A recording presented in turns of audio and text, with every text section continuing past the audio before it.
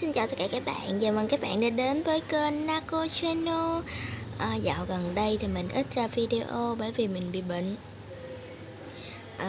Hôm nay mình sẽ làm một cái video hướng dẫn cho các bạn làm slime. Bây giờ chúng ta bắt đầu thôi. Nguyên liệu chúng ta cần có đó chính là một cái chén, đồ khuấy, hồ. Mình còn một chút xíu hồ nên mình quay video làm luôn. Xà bông Lifebuoy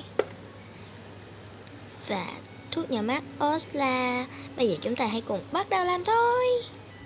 Đầu tiên các bạn đổ hồ vào. Mình chỉ làm một ít thôi nha các bạn, bởi vì mình hết hồ rồi.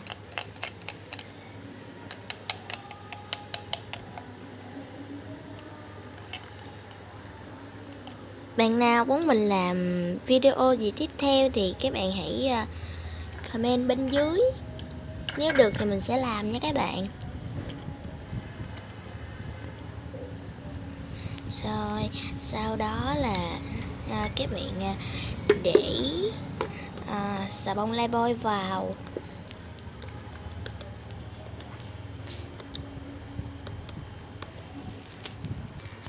Mình đã để xà bông vào rồi đây. Sau đó mình sẽ để thuốc nhỏ mắt Osla vào nha. Các bạn cứ liên tục khuấy.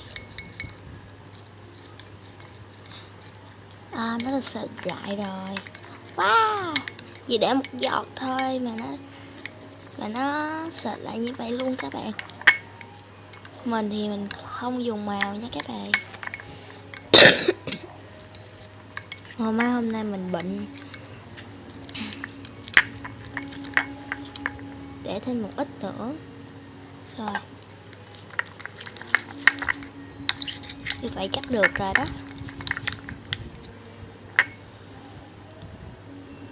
Wow, còn dính các bạn à.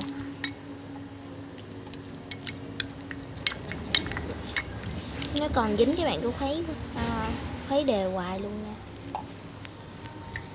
Rồi mình sẽ khuấy.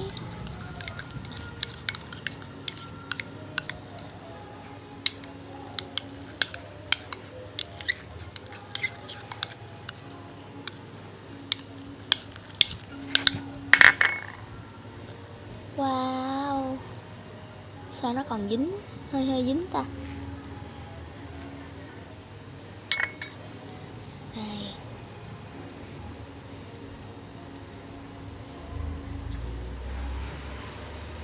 Rồi. Hết dính rồi các bạn.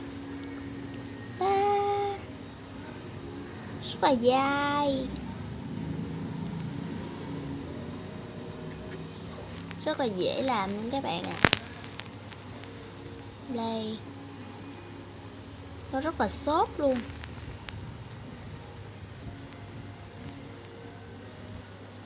Video của mình đến đây là hết. Tạm biệt các bạn và hẹn gặp lại các bạn ở những video sau.